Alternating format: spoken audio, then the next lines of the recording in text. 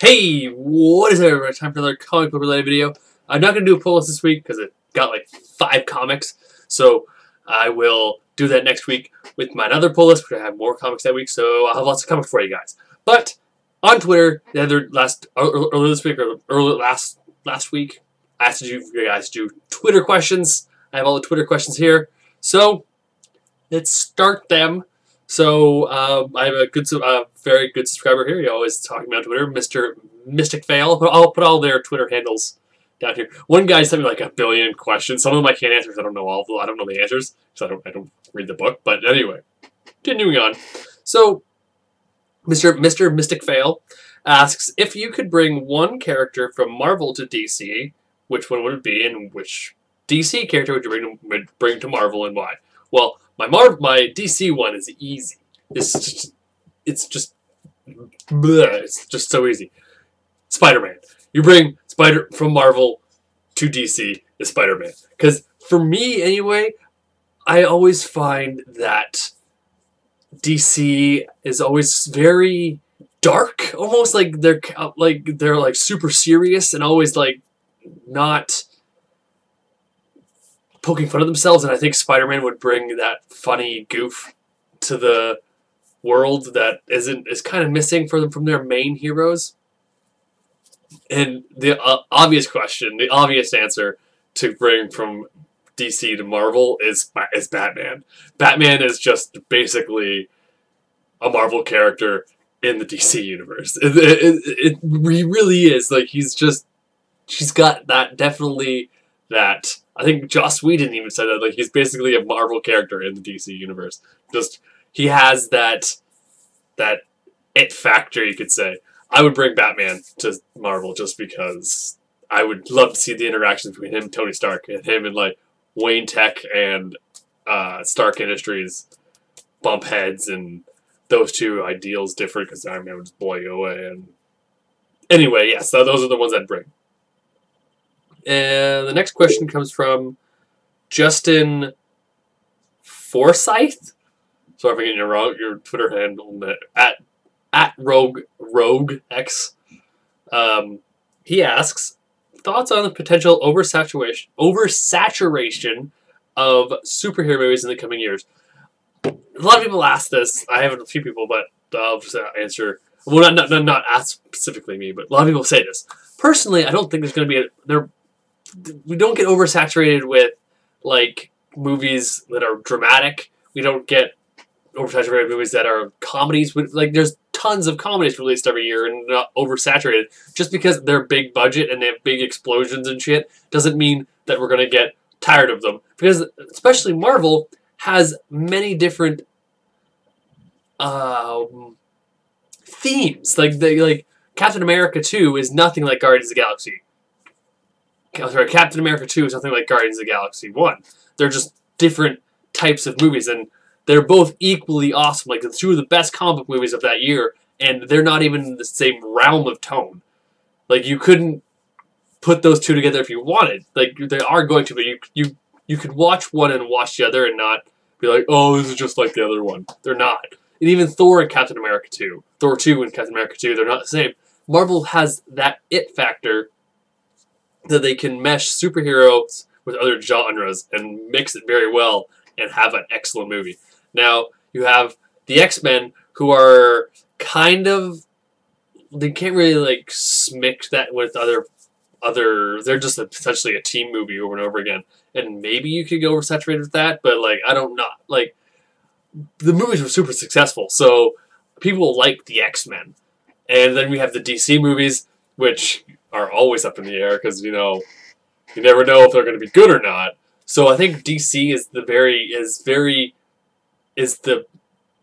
you could say deciding factor, because if DC's movies are terrible, then it could very well affect the rest of the comic book movies.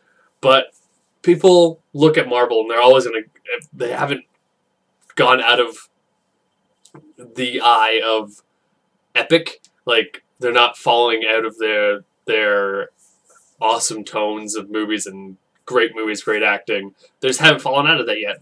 Some could say Iron Man 3, but what one movie out of the whole phase is not bad.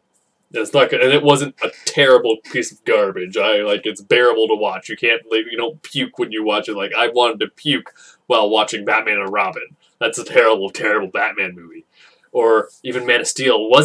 People didn't like Man of Steel, but I can watch it and not want to die inside. Though I didn't like when Superman killed Zod, but that's my own personal opinion on that. So the next question comes from Superior Iron Douche. No, Superior Iron Man. And that's right, I called you that. And his question is, what is your favorite comic going out right now? If you asked me this like 2 months ago, I'd say Aquaman. But Captain Marvel, Miss Marvel, every month. I cannot wait to read it. Like, it's just so good. So good. If you're not reading Captain Marvel, Miss Marvel, Kamala Khan, you are missing out, and you should be reading it because it's awesome. And she's actually spread out now. She was actually in an issue of Amazing Spider-Man, and she was in the Agents of S.H.I.E.L.D. Her interaction with Coulson was hilarious because they're both super fans of superheroes, and it's really funny. So now we get the next question is, who is your favorite X-Men and why? P.S. Nightcrawler is the only correct answer. I'm sorry, my favorite X-Men is not Nightcrawler. My favorite X-Men is and always will be. Pardon me. Oh, there's my dog. My favorite X-Men is the one and only, forever and always, Cyclops. Now you're like, what? Why is it Cyclops? He's just the most amazing. He got the shit out of the stick in the movies, and he's the leader. It's a really close tie between Storm and Cyclops. Actually, so I think maybe Storm is a little bit better for me, and she's just the most badass character. Like, growing up, watching the X-Men cartoons and watching the X-Men movies, I was just like, oh god, she's so amazing. Like, someone asked me, I remember once specifically, when someone asked you, was like, what if you could have a superpower or a mutant superpower? And I'm like, Storms, because she's the most badass character ever, and she's my favorite character always. She beats the shit out of Cyclops. She could lead the X-Men into the next forever, and that's why I read X-Men the book, which is all the females, and she's in it, and she's amazing. So, all right. So now, Tommy, I had to write this shit out for you. He asks me, at the CBAddict, which heroes would be in your Avengers and your Justice League roster? Now, this is super stereotypical of me, but I'm also just a really mainstream guy. Like, I don't really read a lot of different books. I don't venture out a lot. I read a lot of it. I read some indie comics, but I really focus. So here's my Justice League: Batman, Superman, Wonder Woman, Shazam, Wally West Flash, Aquaman, and Jon Stewart Green Lantern. Those are just my main superheroes that I love with all my heart and soul. People might say, "Oh, why not Hal Jordan with Wally?" I just got that. My heart will always be with Jon Stewart. That's who I watched growing up in the comic book, in Justice League Unlimited. He was in that, and is my favorite Green Lantern.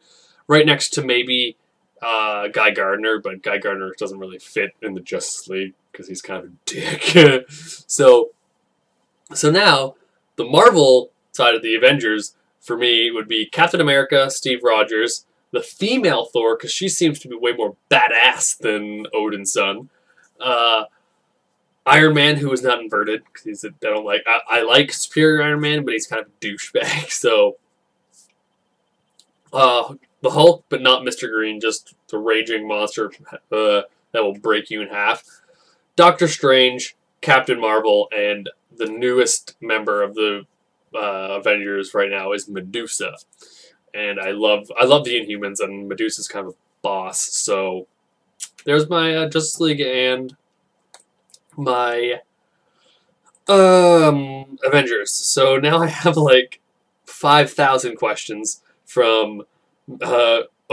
OS IFF blog. I can't answer all your questions because I don't know all the answers because I don't read the books that you asked me about. His first one is really funny. What happens when the unstoppable juggernaut ran at and hit the immovable blob? The world explodes. Just a vortex happens and then everybody dies. That's what happens.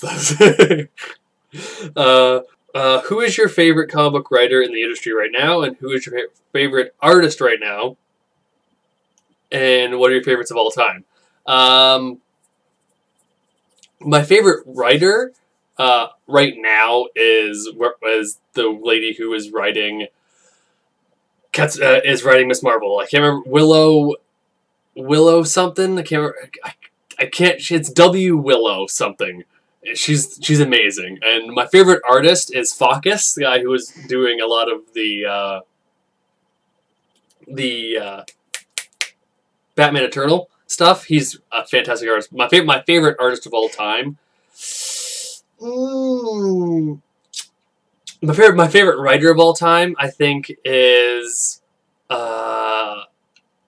I want to say it's Rick Remender, but I'll have to go. Hold on. No, I'm a liar. It is. I can't remember his name now off the top of my head. He's writing Justice League 3000 right now, but it's not my favorite. What the hell is his name? He wrote all of. 1 second. Blooper. Danny Abet or something Abet. I can't remember his name. I don't particularly pay attention to all of the writers and artists when I'm reading a book, but his name pops up a lot. I think he's my favorite all time, but right now it's Willow D. Wilson or whatever her name is. And I don't. Focus is my favorite right now, and I'm not sure who my favorite artist of all time is. I can't tell you. I don't know. I haven't been reading comics that long.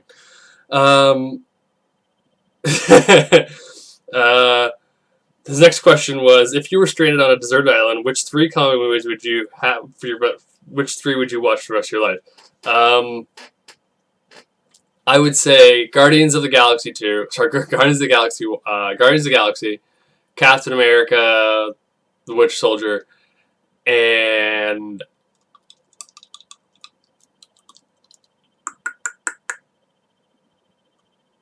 Avengers. Like I want to put a DC one in there, but they haven't had that many good movies. I don't particularly like the Dark Knight Returns or the Dark Knight movie. I know a lot of people love those movies. I don't particularly like because I can't get over Bale's voice. Every time I listen to Christian Bale talk his Batman, it makes me want to punch himself in the face. So, Guardians of the Galaxy 2, Guardians of the Galaxy, Avengers, and Captain America, the Winter Soldier are the 3 that I watch over and over again for the rest of my life. If I was stranded on a desert island, I would bring a boat. That's what I'd bring. What is the greatest Hulk storyline? The greatest Hulk storyline of all time is Planet Hulk, isn't it? Yes, I would say so. But I would actually tie into that would be World War Hulk, because they're very closely connected to each other and they're like sequels to each other. So that all actually I've read that. I've held them before, but they're right here. Planet Hulk and World War Hulk. They are fantastic reads. If you haven't read them, you really should, because it really brings a whole lot of character to Hulk. Not as much as Bruce Banner, because he's only in it for a very short time, so that's why I don't think they can make a movie of it that involves in the MCU, because there is essentially 0 Bruce Banner in both stories, which are the most epic of the Hulk stories. And Mark Ruffalo wouldn't be in it ever, because he's in, I believe, possibly 3 or 4 panels out of the whole book series. And calling you all degenerates. Can't answer the saga of the Y, the Last Man. I think that's why he said Y. I read Saga. It's my favorite independent book, but I don't know. I've never read Y, the Last Man, so I can't answer that one for you. The next one is like the Hawkeye. Asked me about Hawkeye. I don't read Hawkeye, so I can't tell you that one. Is Maximum Carnage the best Spidey story, or is in fact the greatest Spider-Man story? I don't think Maximum Carnage is the best Spidey story ever. I have read it. It's pretty good. I'm not a big Spider-Man reader, so I couldn't tell you if it was the best one. I haven't read a lot of Spider-Man, so I would say like the issues where he has the black suit, where he's trying to struggle with that one, is my favorite Spider-Man story. Then my next question comes from Aragorn. I'll put his Twitter handle down there. He's another great subscriber of mine. What is the first comic you read continuously? And funny you asked that. My girlfriend, who is here somewhere in the house, I can't find her. Oh, she's in the bathtub. Imagine her naked now. There you go. Is this book right here. Green Lantern Corps is the first comic book I ever read, ever. And it was all her fault. So you can blame her for my obsession with comic books. Is Green Lantern Corps. I bought it at HMV with the gift card I got for Christmas. And yeah, and then I found my comic book store and I never looked back. So then, I actually have no idea what your next question was, so I can't answer it. What is your favorite comic book series? I'm going to, and that's from Wade Wilson. And my favorite comic book series of all time is The Annihilation. The Annihilation Conquest. The Annihilation Conquest was my favorite comic book ever. I recently read it after Guardians of the Galaxy came out, and I read it all in like 2 months. I read Annihilation Conquest, War of Kings, Realm of Kings, and the Thanos Imperative, and the Annihilators, all in one go. I had so much space in my brain that my brain exploded. So yeah, that's my favorite comic book series of all time. And have you ever went back and read, or this is from Eddie, have you ever went back to read a comic book from before your times? If so, what are your favorites? And actually, I've read a lot of my favorite comic books now that have gone back before my time. But I think before my time, my favorite is I would say I want to say Annihilation again, but I think my favorite going back would be All-Star Superman, which was also All-Star Superman or Superman the Red Sun, because those are really good books, and I had them over there. And I think it's All-Star Superman. I think that's a quintessential Superman book you should always read, and if you want to get to know Superman as a character. And yeah, that's my Q&A for you guys. If you want me to do this again, as always, you can go on Twitter and tell me you want me to do this again. And until next time, I'm the CBAddict, and I'll see you next time. Bye-bye.